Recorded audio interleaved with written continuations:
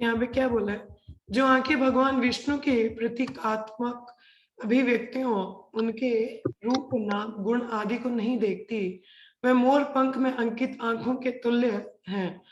और जो पांव तीर्थ स्थानों की यात्रा नहीं करते, जहां भगवान का स्मरण किया जाता है, वह वृक्ष के तनों जैसे माने जाते हैं। अब जो वृक्ष है वो किसी भी परिस्थिति में खड़े ही रहते हैं, वो चल नहीं सकते। तो उसी प्रकार से कहा जाता है कि जो व्यक्ति चलने में, वो एक तरह के मृतक के समान ही है, चलती फिरती डेड बॉडी। तो अगर ये जो जीवन है, जो शरीर है हमारा, भगवान की सेवा में ना लगे, तो हम एक चलती फिरती मृतक शरीर के समान हमको कहा जाता है। तो यहाँ पे वही है, तात्पर्य में हम लोग पढ़ेंगे। तात्पर्य शिल प्रभुपाद जी द्वारा विशेष रूप से गृहस्थ भक्तों के लिए अर्च विग्रह की पूजा को जोर देकर संस्तुति की गई है। जहां तक संभव हो, हर गृहस्थ को गुरु के आदेशानुसार विष्णु के श्री विग्रह की, यथा राधा कृष्ण, लक्ष्मी नारायण, इस सीताराम जैसे स्वरूपों की, या नरसिंह वरा, गौर निताई, मत्स्य कूर्म, शालग्राम शिला, या भगवान के किसी अन्य रूप तथा त्रिविक्रम केशव अच्युत वासुदेव नारायण तथा दामोदर जैसे विष्णु के अन्य रूप जिनकी संस्तुति वैष्णव तंत्रों या पुराणों में की गई है, इनकी स्थापना करनी चाहिए। देखिए, जनरली यहाँ पे मैं थोड़ा सा पॉइंट क्लियर कर दूं। जनरली कहा जाता है हम लोगों को कि गृहस्थी के लिए यहाँ पे अर्च विग्रह की सेवा दी जाती है, क्योंकि गृहस्थी का काफी बिजी होता है, या मॉर्निंग में मंगल आरती नहीं जा पाते हैं, या घर पे ही है, तो घर पे एक मंदिर जैसा अनुभव होना, तो उनके लिए इसीलिए रिकमेंड किया जाता है अर्चा विग्रह की, भगवान को केंद्र में रख के सारे कार्य करें। ऐसे तो हम लोग चित्र भी रख सकते हैं, मगर उनके लिए क्योंकि अर्चा विग्रह सेवा स्वीकार करते हैं, जैसे कल भी हम पढ़ रहे थे कि हम लोग उनको ड्रेसिंग कर सकते हैं, स्नान करवा सकते हैं, उनको अच्छे से जैसे मेकअप कर सकते हैं। तो भोग तो हम लोग खैर वैसे भी बनाते हैं, तो this is very good. We can, हम लोग क्या कर सकते हैं, विग्रह है घर पे तो एक मंदिर जैसा एक अनुभव रहता है। अभी जैसे माता जी के घर पे तो यहाँ पे गौर निताई है, तो सुबह हम लोग जब आरती करते तो ऐसा लग रहा है जैसे मंदिर में ही है, तो पूरा वैसा एटमॉस्फेयर लगता है। तो उसी प्रकार से तभी उनको रिकमेंड किया जाता था कि गृहस्थी भी कुछ सेवा कर सके, क्योंकि ऐसा तो उनका पॉसिबल नहीं हो पाता। मगर जो श्री विग्रह लाने भी हैं तो कैसे, श्री गुरु के आदेशानुसार, जैसे हम लोगों ने पढ़ा, तो खुद से ही नहीं हम लेके भी आ जाए। अब जैसे यहाँ पे तो सभी विग्रहों की बात की गई है, राधा कृष्ण का है, लक्ष्मी नारायण का, पर जहां तक देखा जाए, देखिए जो श्री विग्रह की क्वालिफिकेशन होता है वर्शिप का, दैट इज सेकेंड इनिशिएशन। जो ब्राह्मण दीक्षा होती है, बेसिकली डीटी वर्शिप उनके लिए रिकमेंडेड होता है, ना कि बाकियों के लिए। हाँ, अगर गुरु महाराज का आदेश है, वो कहते हैं कि ठीक है आप कर सकते हैं, तब हमको करना चाहिए, बट अदरवाइज नहीं। ठीक है, यस, गौर निताई की वर्शिप कोई भी कर सकता है, वो तो भक्त भी करे, उस पर कृपा है। मगर खासकर जो भक्त लोग हैं, फिर भी उनको तो अपने जो सीनियर्स हैं, गुरुजन है, उनसे आदेश अनुमति लेके तो श्री विग्रह को घर पे लेके उनकी अर्चना करनी चाहिए। ठीक है, उनकी गाइडेंस में, नॉट कि हम खुद से कुछ भी करना शुरू कर दें, कि अपने हिसाब से तैयार कर दें, अपने हिसाब से कुछ कर दें। नहीं, हमें गाइडेंस में करना चाहिए। ठीक है, तो ये यहाँ पे बताया गया, ये नहीं अब आप लोग सुन लिया अर्चा विग्रह चलो सब लेके आ जाओ, नहीं सब मत लेके आओ। पहले आप देखिए कि आप उसके लिए क्वालिफाइड हैं भी है कि नहीं है, या आपने जो सीनियर गुरु महाराज हैं जिनसे आप प्रेरणा लेते हैं, उनसे आप जरूर एक बार पूछिए। अगर वो अलाउ करते हैं तो ठीक है, नहीं करते हैं तो तब तक आप पटचित्र में ही सेवा करें। ठीक है, मैंने खुद अभी तक विग्रह नहीं रखे, गोपाल जी हैं मगर वो भी मेरे नहीं, मेरी माता श्री के हैं, क्योंकि विग्रह भगवान से भिन्न नहीं होते, तो इसलिए हमें बहुत ध्यान देना चाहिए। ठीक है, और उसमें आप सेवा अपराधी बहुत हो जाते हैं, एकदम सेवा ढंग से ना करें। ठीक है, जैसे आगे लिखे है, और पूरे परिवार को अर्चन विधि के नियमों का कड़ाई से पालन करते हुए पूजा करनी चाहिए। अर्चन विधि की मतलब, देखिए अर्चना पद्धति होती है, उसको पालन करना चाहिए। नहीं कि विग्रह आ गए तो अपने हिसाब से हम भावुक होकर तो कुछ भी करना शुरू कर दे, नहीं। ठीक है, इसलिए कहा जाता है गार्डेंस में और आज्ञा लेके हमको लाने चाहिए। परिवार का हर सदस्य जो 12 वर्ष से ऊपर की आयु का हो, प्रमाणिक गुरु से दीक्षा ले, और घर के सारे सदस्य भोर से लेकर रात्रि तक मंगल रात्रि का निरंजन, अर्चन, पूजा, कीर्तन, श्रृंगार, भोग विकाली, संध्या रात्रि का पाठ, भोग रात्रि का, शयन आरती का इत्यादि करके भगवान की सेवा में लगा रहे। तो आप पूरी तरह सेवा है ना, अब लगे हो। मगर देखिए यहाँ पे एक और चीज बताइए, कौन कहता है कि दीक्षा के लिए हमें क्या कम से कम मिनिमम एज क्या है, 12 वर्ष। यहाँ पे लिखा है ना, दीक्षा लेने के मतलब प्रमाणिक गुरु से जो भी 12 वर्ष से ऊपर है। तो जो 12 वर्ष से ऊपर है आपके घर में, तो वो भी दीक्षा लेने के लिए मतलब योग्य है, वो ले सकते हैं अगर वो नियम पालन अच्छे से करते हैं। मगर आयु का बता रहे, आयु मिनिमम 12 ईयर्स, ठीक है। और वार्चा विग्रह तो देखिए मंगल आरती से लेके शाम तक कितना उनका होता है भोग लगाना, ये वाली आरती वो आरती, तो कितना पूरी तरह से परिवार उसी में संलग्न रहता है। तो इसलिए अर्चन पद्धति उनको श्री विग्रह की सेवा के लिए बताया जाता है, ठीक है। आगे क्या लिखा है, प्रमाणिक गुरु के निर्देश में इस तरह अर्च विग्रह की पूजा में संलग्न रहने से गृहस्थों का को अपना जीवन विमल बनाने तथा आध्यात्मिक ज्ञान में उन्नति करने में सहायता मिलेगी। तो इस तरीके से वो प्रगति करते हैं भक्ति में। ये तो गृहस्थियों का जीवन तो भौतिकवादी होता ही होता है, कहीं ना कहीं इंद्र तृप्ति में तो होगा ही होगा, ज्यादा नहीं तो थोड़ा बहुत तो रहेगा ही। हाँ, तो ये रहता ही है, इसीलिए उनको अर्च वगैरह की सेवा के लिए बताया जाता था कि पूरा परिवार उनकी सेवा में लगे। मैं आपको उदाहरण दूं, हमारे मेरी गुरु बहन है, उन्होंने हमारे गुरु महाराज के आज्ञा से घर में विग्रह लाए थे। तो वो तो खैर ब्राह्मण दीक्षित भी हैं, तो वो तो सेवा कर सकते हैं अच्छे से। तो वो लोग उन्होंने करना शुरू किया माता जी ने। तो धीरे धीरे उनकी माता जी भी क्योंकि अब जैसे सर्दियां आती थी तो उनको बुनना नहीं आता था, तो उनके लिए वो सर्दियों के कपड़े बनाने में लग गई। तो उनकी बहन थी, उनको माला बनाने में लगा दिया, बोला कि निया रोज माला बनाया करो, तो उनको माला बनाने में बोला। तो हरे कृष्णा, प्रिया माता जी की वहां पे बहुत सारे बच्चे हैं। You can turn on your videos, I am very happy आप सभी लोग आए हैं, बहुत बहुत धन्यवाद आप सबका। हरे कृष्ण। तो इस तरीके से तो हरे कृष्णा। ये सभी बच्चे बहुत ही इतना ठंड में भी वहां पे देखिए जप करते हैं और मंगला। हरे कृष्णा। देखिए वहां पे अभी इतना बर्फ पड़ता है काफी बहुत ज्यादा, तो ये लोग बच्चे रोज सुबह उठ के वहां पे जप करते हैं इतने ठंडे में भी। सभी यहाँ पे हैं अभी, बहुत बहुत धन्यवाद सबका जुड़ने का। ये बच्चे कोई साधारण बच्चे नहीं है जो इतनी कम आयु में इतना हरिनाम ले रहे हैं और भगवान की लीलाओं में। कल संडे होता है, संडे को ये लोग प्ले करते हैं, भगवान की लीलाओं का ड्रामा होता है, तो देखिए उसमें अच्छे से उत्साह से पूरा भाग लेते हैं। तो बहुत बड़ी बात है, साधारण बच्चे नहीं है सब। तो देखा आप लोगों के चित्र देखे, हमने वीडियो देखे, थोड़ा सा अच्छा किया, बहुत बहुत धन्यवाद। तो इस तरीके से तो मैं आगे बढ़ना है, जैसे अर्च विग्रह की पद्धति बता रहे थे हम कि घर में माता जी के पदार्थ उनकी बहन को माला बनाने में लगाया। तो जो छोटे छोटे बच्चे थे उनको बोलते थे आप डेकोरेट करो, तो उनके पिताजी बाहर से सामान ले आया करते थे जो चाहिए। तो इस तरीके से पूरा परिवार लगा रहता था। तो वो माता जी कहते थे कि मेरे पिताजी जब से विग्रह आए तो वो तो हम सबसे पहले उठ के जप करके बैठ जाते थे। और धीरे धीरे आप मानोगे नहीं, उनके घर में सभी लोग दीक्षित हो गए, उनके पिताजी क्या, माता जी क्या, बहन क्या, बहन की बेटी है छोटी, तो वो अभी 12वीं में, उसका भी दीक्षा हो गया। तो सभी लोग, ये विग्रह अर्चन सेवा का पद्धति होते, धीरे धीरे सबको सेवा में लगाओ। जैसे भी ये नहीं कि मैं लाई हूँ तो मैं ही सेवा करूंगी, नहीं, सबको थोड़ा थोड़ा कुछ ना कुछ सेवा दे दो, तो सेवा में लगेंगे, शुद्धिकरण होगा तो आगे दीक्षा भी लेंगे और उस तरीके से कार्य प्रगति होता है भक्ति में। तो जैसे माता जी का वो तो घर मतलब सीधा सीधा मेरे सामने उदाहरण है, तो वही मैं आपको बता रही हूँ, तो ऐसा रखना चाहिए। तो जैसे आगे बताया है यहाँ पे कि किसी नौसिखिए भक्त के लिए साधारण पुस्तकीय ज्ञान प्राप्त नहीं है, ठीक है। जो न्यूफाइड भक्त है, कल हम लोगों ने पढ़ा था कनिष्ठ अधिकारी, ठीक है। तो आप बोले कि हम पुस्तक पढ़ लेते, शास्त्र पढ़ लेंगे, हमें ज्ञान मिल जाएगा, जरूरत नहीं है। किताबी ज्ञान सैद्धांतिक होता है जबकि अर्चन विधि व्यवहारिक है। देखिए सिद्धांत और प्रैक्टिकलिटी में there is some certain difference. देखिए प्रिंसिपल, सिद्धांत होता है प्रिंसिपल, ठीक है, किसी चीज का बताना है कि ये नियम है, ऐसा करना है। मगर प्रैक्टिकलिटी, व्यवहार में कैसे करना है, उसका जो ज्ञान है वो हमें हमारे गुरु के द्वारा पता चलता है, ठीक है। कई चीजें होती हैं, शास्त्र ऑब्वियसली सिद्धांत है कि सुबह जल्दी उठना है, मंगल आरती करनी है। अब देखिए मगर समय काल परिस्थिति के अनुसार अब कई इलाकों में बर्फ बहुत पड़ता है, वहां तो सूर्य ही उदय नहीं होता, तो ब्रह्म मुहूर्त से 1.5 घंटा पहले, मतलब सूर्य उगने से 1.5 घंटा पहले उठना चाहिए, ऐसा बताया जाता है, ठीक है। तो वहां का ब्रह्म मुहूर्त कितने बजे होगा, वहां तो सूर्य ही नहीं दिखता, तो वो लोग भी इतनी सुबह उठ के तो स्नान नहीं कर सकते, आरती नहीं कर सकते।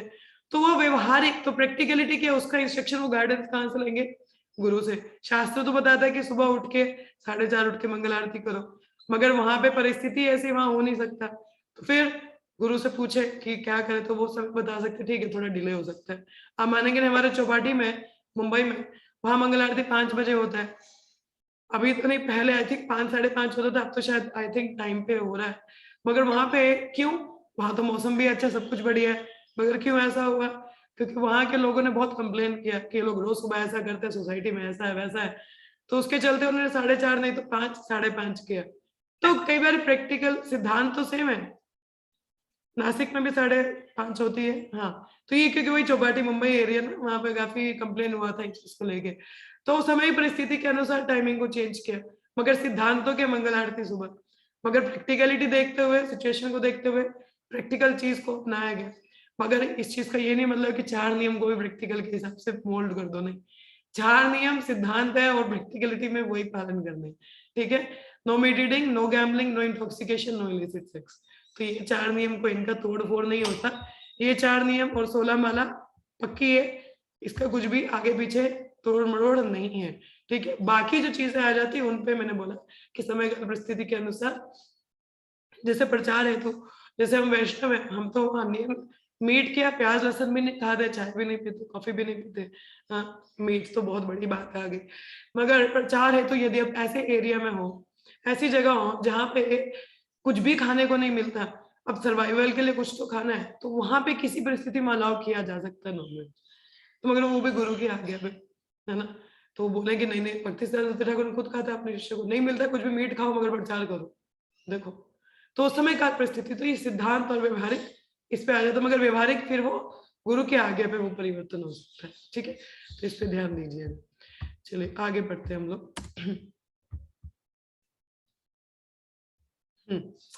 तो लिखा है, आध्यात्मिक ज्ञान का विकास सैद्धांतिक तथा व्यवहारिक ज्ञान के मेल से किया जाता है चाहिए। आध्यात्मिक और पूर्णता प्राप्त करने का ये एक निश्चित मार्ग है।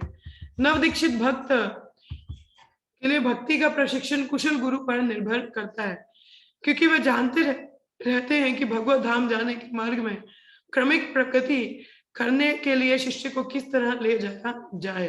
तो देखिए, नौ सिखिए भक्त कौन से आ जाते हैं? जो प्रथम दीक्षित होते हैं, ठीक है, क्योंकि अभी वो भी फिक्स्ड अप नहीं होते, अभी तो नया नया दीक्षा ही, दीक्षा का अर्थ ये नहीं कि वो लोग permanent fixed up devotees, no, ऐसा नहीं है। हर दीक्षित भक्त ऐसा नहीं होता, अभी तो वो भी नए नए, मतलब अभी तो शुरुआत ही है, तो अभी तो उनको प्रशिक्षण की जरूरत है। तो कुशल प्रशिक्षण कितना गुरु के अधीन होता है, तो जैसा वो गाइड करता है उस हिसाब से चलना चाहिए, क्योंकि उन्हें पता है कि इस व्यक्ति का नेचर, स्वभाव क्या है, तो इसको किस तरीके से भक्ति में लगाना है। क्योंकि एक गुण होता है 26 गुणों में से भक्तों का, एक्सपर्ट, जिसको कहते हैं दक्ष होना। तो वो जानते हैं किसको किस तरीके से लगा के उसको और ज्यादा भक्ति में बढ़ाया जा सकता है। तो इसीलिए जरूरी है कि हर चीज में गुरु की आज्ञा ली जाए, उनसे पूछा जाए। ये नहीं कि हम खुद से कुछ भी छोटा मोटा जो कार्य है वो भी करना शुरू कर दे, नहीं, या किसी छोटे भक्त से पूछ लिया, नहीं। यहाँ तो जो आपके मेंटर्स हैं, काउंसलर हैं, उनसे पूछिए। अगर गुरु महाराज से नहीं आप पूछ पा रहे हैं, जो वो दूर हैं, अगर पास में है आपका, उनसे बात हो सकता है, तो अवश्य उनसे ही गाइड करें पहले, ठीक है। अगर वो किसी परिस्थिति में नहीं अवेलेबल है, फिर जो आपको गाइड कर रहे हैं, तो उनको कम से कम आप शरणागत करें, जैसा वो कहते हैं उस हिसाब से चले, जो प्रभुपाद और शास्त्र के अनुसार हो। गुरु साधु शास्त्र ना, पहले भी बताया था, गुरु साधु और शास्त्र, ये तीनों चीजें लाइन में होना चाहिए। ये नहीं कि कोई और भी भक्त है, तो हमने तो भक्त से ही पूछा था तो उन्होंने बताया हमको, उनके किसी सीनियर ने बताया। मगर आप देखिए, आप किसके अधीन सेवा कर रहे हैं, आप किसके अंडर गाइडेंस में कार्य कर रहे हैं, आप उन्हें पूछिए कि हमें ऐसा करना चाहिए कि नहीं करना चाहिए। कोई भी कार्य चाहे छोटा हो बड़ा हो, तो वो हमको उनसे पूछ के करना चाहिए। ये नहीं है कि हमने अपने मन के हिसाब से कर लिया, और या हमने किसी और को भक्त को देखा, उसको करते हुए देखा, उसने बोला कि नहीं मेरे सीनियर ने बोला है तो आप भी करना शुरू कर दे, वो गलत है। वो गाइडेंस जहां से ले रहे हैं वो देखें, मगर आपको रिस्पॉन्सिबिलिटी है जो आपको गाइड कर रहे हैं, क्योंकि कहीं ना कहीं उन्होंने आपकी जिम्मेदारी ली है, और आप अगर भक्ति में गड़बड़ करेंगे तो उनको उसका भुगतान करना पड़ता है। तो ये बहुत बड़ी बात है, किसी ने आपका रिस्पॉन्सिबिलिटी लिया है तो मेक श्योर कि आप उनको हर चीज पूछें या उनके अनुसार चलें। ये गलत होता है, ये बहुत गलत है कि आप ऐसे में खुद से ही चलना शुरू कर दें। वो जो आपको गाइड कर रहे हैं आप उस हिसाब से चलिए, ठीक है। ये नहीं कि हम कुछ भी ऐसा करना शुरू कर दें अपनी मनमानी से। नहीं तो वो उनके लिए व्यक्ति है। आप अभी नहीं सुन रहे हो, वो आपको फिर गाइड करना छोड़ देते हैं। छोड़ नहीं देते मतलब आप सुनते नहीं हो, फिर आपको कोई क्या बताएगा, और अपराध करोगे, फिर इंस्ट्रक्शंस नहीं आती। तो अगर इंस्ट्रक्शंस नहीं आएंगी तो फिर प्रगति नहीं होती। तो इसीलिए सबसे जो प्रथम शरण है, जिनको गाइडेंस में, कम से कम उनको तो शरणागत करो, उनको मानो तो सही। मानते ही नहीं है हम लोग, तो प्रगति कहाँ से होगी? ठीक है, we should be under the guidance. Subordination छोटे लेवल पे नहीं है, बड़े लेवल पे भी नहीं आता। तो be very careful about it, क्योंकि जो गाइड कर रहा है आपको, उसने कहीं ना कहीं आपकी जिम्मेदारी ले रखी है। तो आप अगर अपने हिसाब से चलेंगे तो उसको भी उसका भुगतान करना पड़ता है। तो ध्यान दीजिए इस मामले में, बहुत सीरियस मैटर होते हैं। ठीक है, तो जैसे आगे, किसी को अपने परिवार का खर्च चलाने के लिए क्षर गुरु नहीं बनना चाहिए। ठीक है, मतलब क्षर गुरु मतलब कि ढोंगी गुरु जैसे हो जाते हैं कि मुझे तो अपने परिवार का पालन करना है, तो चलो ये बिजनेस बड़ा अच्छा है, यहाँ बड़ा दान आता है। गलत है। अभी तो उसे कुशल गुरु होना चाहिए। तो देखिए, शिष्य बनाने के लिए भी एक योग्य गुरु होना चाहिए। ये नहीं है कि वो तो योग्य है नहीं और वो किसी को गुरु बना रहा है। तो ना तो गुरु का कुछ होना है, गुरु चेला दोनों गया ठेले में ठेला, महाराज कहते हैं। जो ढोंगी होते हैं उसके गुरु चेले दोनों ठेलम ठेले। कि जैसे एक बार पराशर भट्ट अपने बहुत बड़े भक्त हैं, अपने कई शिष्यों के साथ में साउथ इंडिया में यात्रा पे थे। तो उन्होंने रास्ते में एक अजगर को देखा जो नीचे लेटा हुआ था, और उसे कई चींटियां खा रही थी। चींटियां उस पर लगी हुई, उस पर खा रही हैं। तो पराशर भट्ट ने जब ऐसा देखा तो उन्हें अपने शिष्यों को कहा कि आप आगे को चलिए, मैं जरा यहाँ पे थोड़ा भागवत कथा करना चाहता हूँ, ताकि इस अजगर का उद्धार, इस जीव का उद्धार हो सके। तो आप चलिए। तो शिष्य ने बोला कि गुरु महाराज, इतनी दया क्यों दिखा रहे हो? क्या कारण है कि आप यहाँ पे ऐसा करना चाहते हैं, हमें भी बताइए। फिर गुरु महाराज ने कहा, ये जो अजगर है, ये अपने पूर्व जन्म का एक गुरु था, ढोंगी गुरु, और ये जो चींटी, ये सब इसके शिष्य है। अब क्योंकि ये तो पालन किया नहीं, तो इसका बेड़ा गर्क हो रहा है, तो इसके शिष्य इसी को नोच के खा रहे। कहते परंतु अब जो भी है, जीव दया कृष्ण नाम सर्वधर्म सार। अब परा दुखा दुखी, जो भक्त दया श्रील प्रपात का जो अगर आप कोट पढ़ा हो, तो उसमें यही बताया कि जो भक्त होते हैं वो परा दुखा दुखी होते हैं, कि अगर किसी को कष्ट होता है तो वो भी दुखी हो जाते हैं, कि ऐसे कष्ट में किया, उसको निवारण करने के लिए दया दिखाते। तो वैसे पराशर भट्ट ने बोले नहीं, इसका उद्धार होना चाहिए। तो वहां पे उन्हें 108 भागवत सप्ताह का कथा किया, और फिर वो जो अजगर, उसका तारण हुआ, और फिर उसके जो शिष्य थे उनका भी तारण हुआ। तो इसीलिए ध्यान दें कि ना तो खुद ढोंगी बने और ना तो ढोंगियों के पीछे जाए। नहीं तो वो तो ढोंगी गुरु, ढोंगी चेला, ठेलम ठेला, तो कहीं नहीं पहुंचेंगे, सब इधर ही। वैसे ही आप भी किसी को नोच के खा रहे होंगे। ठीक है, तो वैसा नहीं करना है। तो ध्यान देना है, सच्चे गुरु की तरफ जुड़ना है। ठीक है, जैसे तो यहाँ पे आगे बताया कि यदि हम एक कौशल गुरु के अधीन है, तो हम ये जो भव सागर है इससे बहुत जल्दी निकल सकते हैं। तो श्रील विश्वनाथ चक्रवर्ती ठाकुर ने गुरु के प्रमाणिक गुणों की व्याख्या की है, और उन श्लोकों में से इस प्रकार है। देखिए, रोज इन श्लोकों को हम मंगला आरती में गाते हैं। और आपको मैं ये चीज बता दूं, जो भी मंगल आरती करते हैं सुबह के समय 4:30-5 बजे, अभी जैसे ठंडा तो चलो 5 बजे भी चलेगा, तो 5 बजे जो ब्रह्म मुहूर्त में मंगल आरती करते हैं, वो डायरेक्ट, और सुबह ये गुरुवाष्टकम गाते हैं। इसकी फलाश्रुति क्या है? फल, कि जैसे कोई भी व्रत करते हैं तो उसका फल होता है ना, कि अंत में क्या मिलेगा। उसी प्रकार से जो व्यक्ति हमेशा रोज मंगल आरती करता है सुबह ब्रह्म मुहूर्त के समय में, वह डायरेक्ट गोलोक वृंदावन जाके राधा कृष्ण की सेवा उसको मिलती है। सुना आपने? क्या मिलता है उसको? डायरेक्ट गोलोक वृंदावन का टिकट, और वहां पर राधा कृष्ण की सेवा मिलती है। तो ब्रह्म मुहूर्त में मंगल आरती करना बहुत अनिवार्य है। जैसे हमारे यहाँ के महाराज कहते हैं, जो करे मंगला कभी ना हो कंगला। कंगला इन व्हाट सेंस? आध्यात्मिक दृष्टि से आप कभी भी कंगले नहीं होते हो, भक्ति में वृद्धि रहती है। भौतिक तो चलो हमारे कर्म के अनुसार है, मगर भगवान उसमें भी हमारी रक्षा करते हैं, उसमें भी हमारा कुछ गड़बड़ नहीं होने देते। मगर मंगल आरती इसलिए बहुत महत्वपूर्ण है।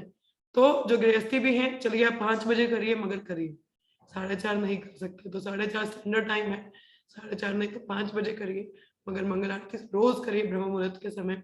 तो जो करे मंगला कभी ना हो कंगला। तो ये मंगल आरती हमको हमेशा करनी है। तो गोलोक वृंदावन में जाके हमको डायरेक्ट राधा कृष्ण की सेवा मिलती है। ठीक है,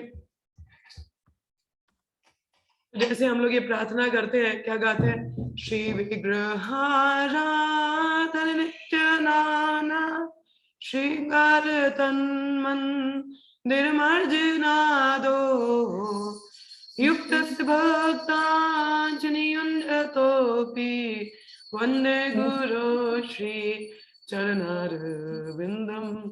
क्या लिखा है कि गुरु के आदेश के अनुसार हम श्री विग्रह की सेवा में लग सकते हैं ना। तो उनके ऐसे गुरु को जो हमें ऐसी पद्धति में लगाते हैं उनको मैं नमन करता हूँ। क्या लिखा है, श्री विग्रह अर्चा अथवा भगवान का उपयुक्त पूजनीय स्वरूप है और शिष्य को चाहिए कि वह श्रृंगार द्वारा अर्थात समुचित अलंकरण तथा वस्त्रों द्वारा एक मंदिर में मार्जन अर्थात मंदिरों की सफाई द्वारा श्री विग्रह की पूजा करें। देखिए, अगर आपके घर में विग्रह नहीं है, आप मंदिर में सेवा कर सकते हैं, और श्री विग्रह डायरेक्ट सेवा नहीं तो मंदिर में सफाई कर सकते हैं। ठीक है, अगर आपके घर में भी विग्रह नहीं, कोई बात नहीं, पर चित्र है उनकी सेवा करिए, उसमें सेवा अपराध नहीं होते। ठीक है, भोग लगाइए, मंदिर सफाई कीजिए, लोगों को बुलाइए, कीर्तन करिए, तो ये भी सेवा है।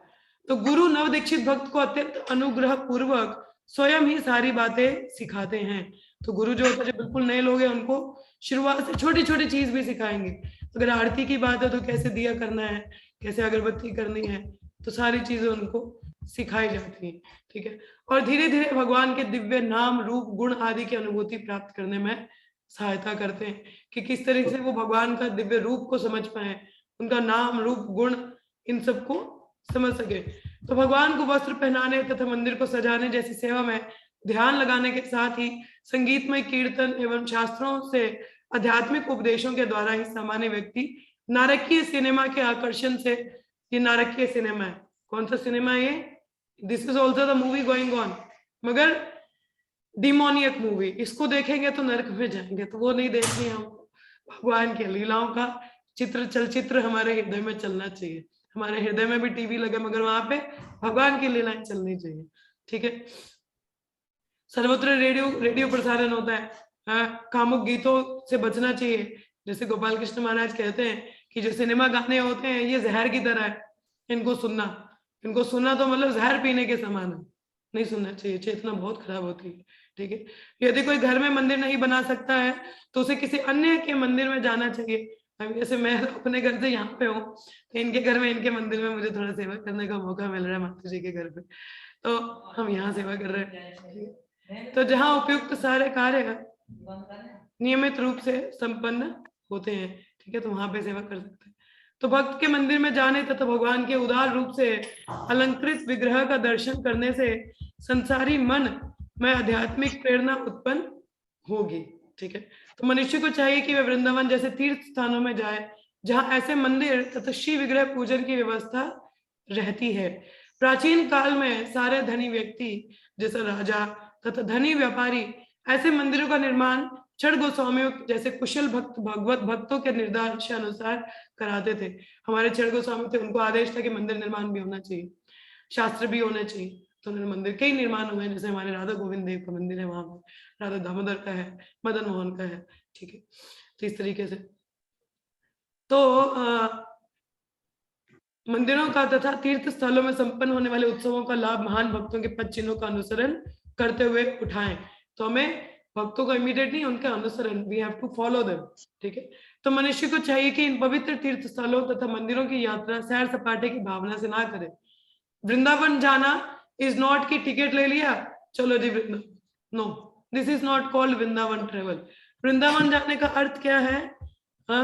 आनंदे बोलो हरि भजा वृंदावन, श्री गुरु वैष्णव पदे मजा ही अमान। ये हमारा नाम संकीर्तन नरोत्तम दास ठाकुर बताते क्या, आनंदे बोलो हरि भजा वृंदावन, श्री गुरु वैष्णव पदे मजा ही अमान। ecstatically chant the holy name, आनंद से हरि नाम का जप करो। धाम में श्री गुरु वैष्णव के चरण रज को माथे पे लगाओ, धाम को लगाओ। तो धाम जाना मतलब वैष्णवों के संग में जाना, उनसे श्रवण करना, कीर्तन करना, ये धाम जाना होता है। और देखिए, the Dham is revealed through the spiritual eyes given by spiritual master. कि जो धाम हमें रिवील होता है वो हमारे गुरु के दिए हुए चक्षुओं से वो रिवील होता है हमको। नहीं तो धाम हमें वो गंद होगा, तरह कीचड़, छी, ऐसा करेंगे हम, धाम में भी अपराध करेंगे। हाँ, तो बहुत गलत है। धाम इतना आध्यात्मिक है, उसका अगर सही महत्व तो वो हमें वैष्णव गण के संग में जाके ही होता है। तो कभी भी धाम जाए तो संग में जाए, जो आपको धाम की महिमा बता सके, हर विग्रह के सामने जाके बता सके कि ये कौन है, इनसे क्या प्रार्थना करनी है। नहीं तो हम चले जाएंगे ऐसे देखेंगे, हाँ जी हम उस मंदिर गए थे, बहुत बढ़िया, हम तो उधर भी गए, ऐसा किया वैसा किया, ठीक है, मगर महत्व पता चला उस धाम का नहीं, तो वो हमें वैष्णवगण उसको रिवील करते हैं। तो धाम में सिर्फ टिकट लेके जाना नहीं होता, साधु संग में श्रवण करना वहां पे धाम में वो महत्वपूर्ण है, ठीक है, ऐसा हमको रखना चाहिए, तो उसको असली धाम जाना कहते हैं। तो आगे जैसे बताया है, तो जैसे अभी हम कल एक भागवतम में जब मैं संडे क्लास ले रही थी, मैं पॉइंट बताना वहां भूल गई, एक्चुअली कई सारी चीजें होती, कई चीजें स्किप हो जाती हैं। तो भक्तों को तीर्थ भी कहा जाता है, तीर्थ हमारे धाम को भी कहा जाता है, भक्तों को भी तीर्थ कहा जाता है। क्यों?